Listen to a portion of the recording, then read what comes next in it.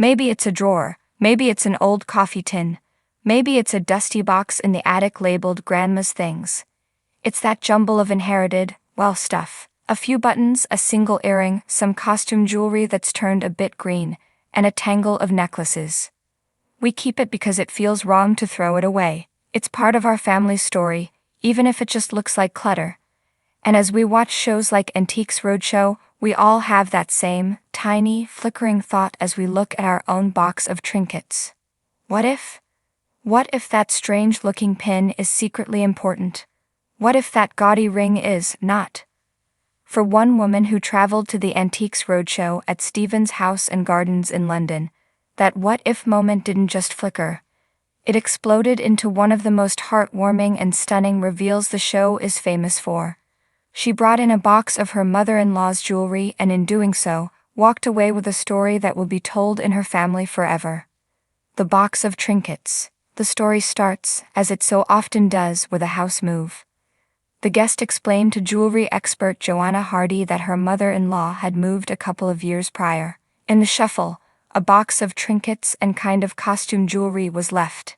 Can you imagine the scene? This wasn't a velvet-lined, high-security case. It was, by all accounts, a simple box of bits and bobs. In fact, the box was so unremarkable that a gentleman came round to do clearance for the house. This wasn't a high-end appraiser. This was someone sorting the valuable from the disposable. He rifled through the box, and in that casual sorting, one piece caught his eye. He picked it out. The guest shared, and he said, "I think this might be real." That right there is the first spark. That little seed of curiosity. Before that, it was all just costume.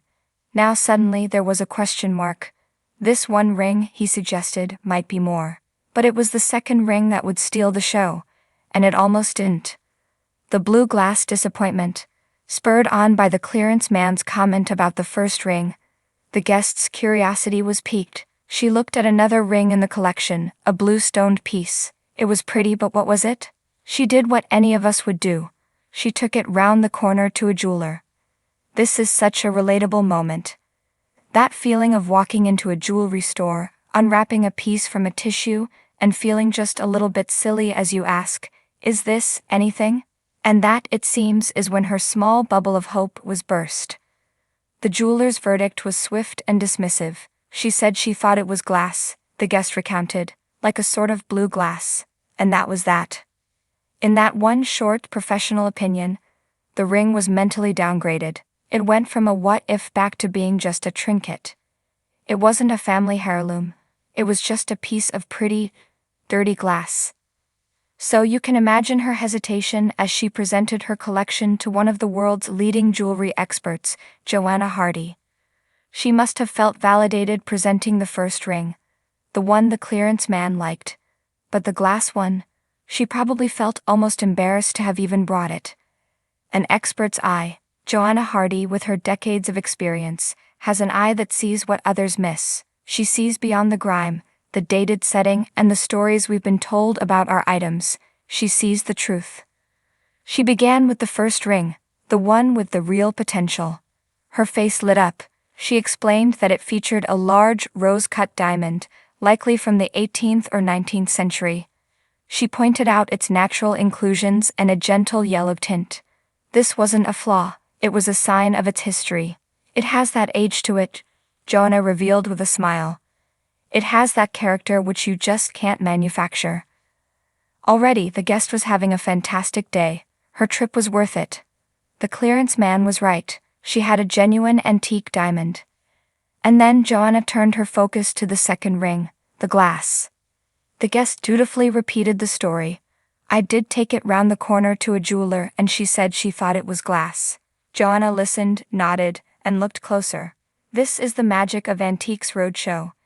It's the silence after the guest has told their story. It's the moment the expert puts their loupe to their eye and the world holds its breath. Joanna looked, and then she looked again. And then she broke the news.